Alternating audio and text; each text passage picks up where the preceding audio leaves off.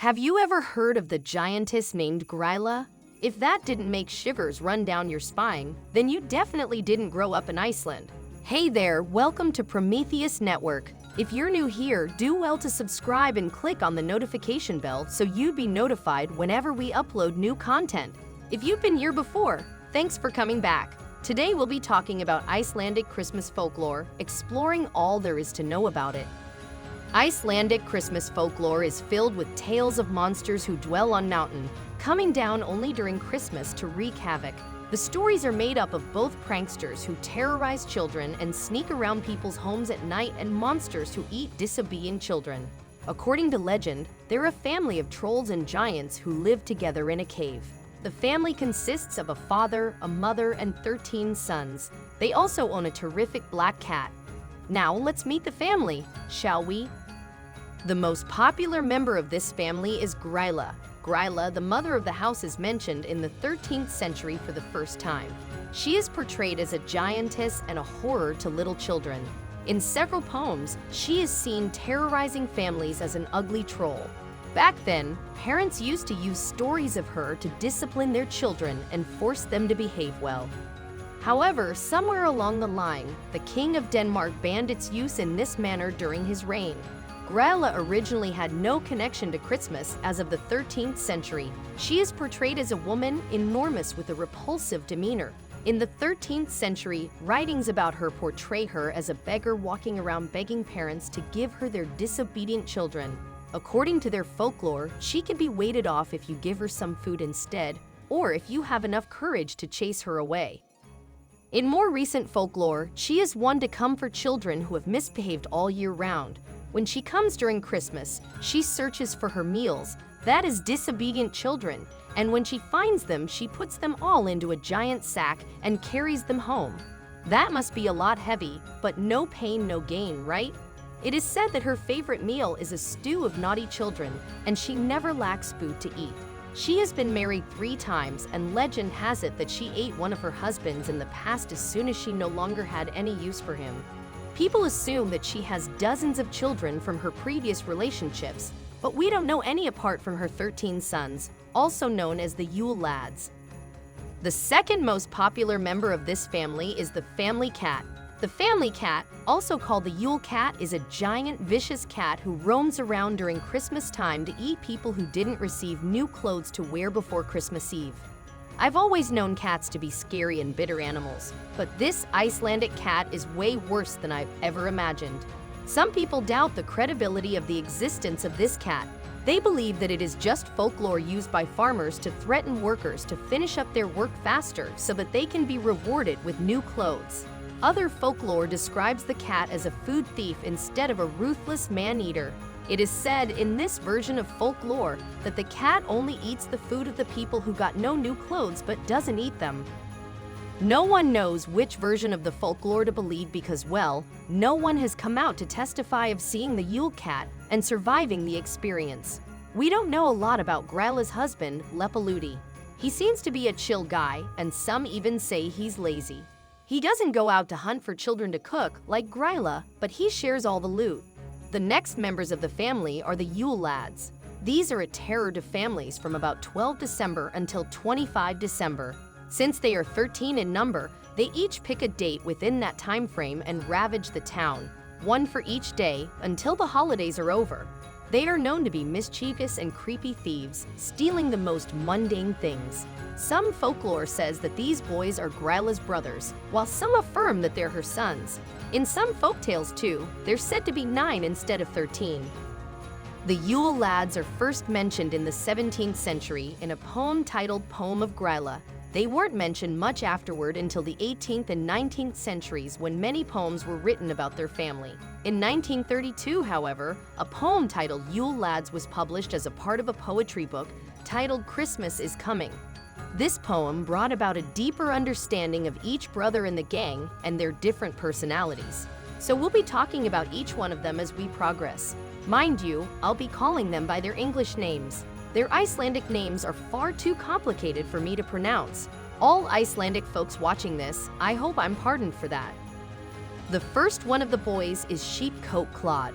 He is the firstborn son of Grayla, and early poetry portrays him to be disabled in his legs. He is known to have 2 wooden feet. How that worked, I have no idea, but I do know that he was very fond of sheep. It is recorded that he is known to harass sheep throughout the night he arrives in the city. He arrives on the eve of December 12 and sneaks into the sheep pens to terrorize them. It is said that he drinks sheep milk whenever he arrives and leaves before the morning light. The second one of the boys is Gully Gawk. This Yule lad arrives at night every December 13's eve. He is the second child of Grayla. According to early folklore, he is known to be a milk thief. Every time he comes, he hides behind the barns of the town's farmers, looking for milk to steal. If he finds milk in the buckets, he would drink them and leave for the next house. He did this from dawn until dusk on December 13. The only way that farmers and homeowners could prevent this was by taking all their milk into their houses. The third child of Grayla is known as Stubby. He is given this name because of his impeccably short stature. Folklore has it that these Yule lads were mostly short, but then Stubby was way shorter than any of the others. He is known for stealing baking pans so he can eat bread crusts left on them. He arrives at night on the eve of December 14 and scouts the entire town for bread crusts. House after house, he will go searching to quench his appetite before morning came, and he never returned the pans he took. He finished the crusts and took them with him back to his home in the caves. Grayla's 4th son is quite different from his brothers. His name is Spoon Licker. He is known for being the only tall one among them. Their folklore describes him as tall and thin, and he is known for stealing long wooden spoons and taking them home with him when he left in the morning. He stole these spoons just so he could lick them afterward. He arrives on the eve of December 15 at night and leaves in the morning like his brothers. I cannot imagine how I'd react if I walked into a guy licking a bunch of spoons. That'll be so weird. But let's move on to the next lad, the Pot Licker. Pot Licker is a rather funny character. Said to be the 5th son of the popular Christmas witch, Grayla, he is a lover of pots. Old poems portray him as a chubby troll who sneaks around people's houses looking for leftover food in the pots so that he can steal the pots and take them home to his house on the hills. The next on our list is Bull Licker, the 6th son of Wicked Witch Grayla. He is known to hide under beds in people's houses, waiting for them to sleep so that he can roll out and steal their bowls, which Icelanders refer to as asker. He went from house to house stealing the townspeople's askers, which he'd take back to his house so that he'd lick them. Who else finds it weird that this family has a tradition of stealing kitchen equipment? I mean, why would you take people's food and still steal their equipment? That is so weird and mean, but I guess that's what you expect from trolls. Next on our list is Door Slammer. The Door Slammer is another lanky member of the family. He is known for causing a nuisance in every house he enters. He is the loudest of the pack, often slamming the doors as he moves around the house. During the nighttime, as he scouts for what to steal, he would go from room to room causing disturbances as he slams the doors. He is the 7th son of Grayla, and he is always in town at night on every December 18's eve. Skyr Gobbler is the 8th son of Grayla, and according to folklore, he arrives on the night of December 19's eve. He walks around the town from house to house, stealing yogurt from each family's cabinet. And this yogurt isn't just any kind of yogurt. It is a special kind of yogurt made in Iceland known as Skyr. He is obsessed with this yogurt because of its rich taste. He arrives at night on every December 19's eve, and like his brothers, leaves town before dawn. He is a chubby troll, and some folklore says that he might even be the fattest of them all. With all the calories he consumes, I can't say that they're wrong. Sausage Swiper is another one of the Yule Lads. He is the 9th son of Grayla, and he is quite sneaky. He arrives at night on every December 20's eve and goes from house to steal sausages from them. He does this by sneaking into people's houses at night and stealing the sausages that they're smoking over the fire for preservation. He leaves before dawn so that he can enjoy his loot in the cave with the rest of his family. The Window Peeper is the 10th son of Grayla. He is the creepiest of them all. Unlike the other brothers, he doesn't have a particular thing he steals. He just peeps into people's windows to see what they have, and he takes them.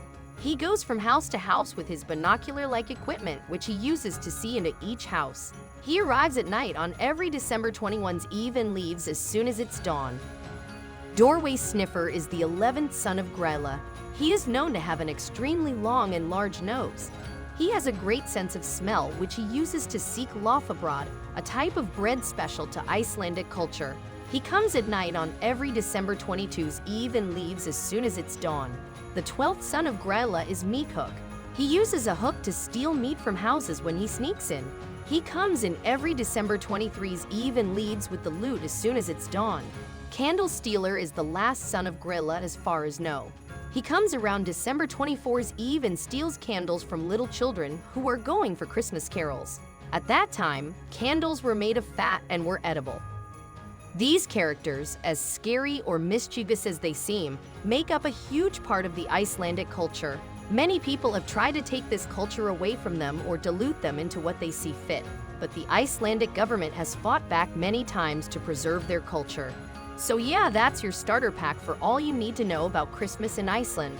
If you're going to be there for Christmas, just make sure you keep your doors and windows locked so that the Yule Lads don't sneak in and wreak havoc for you.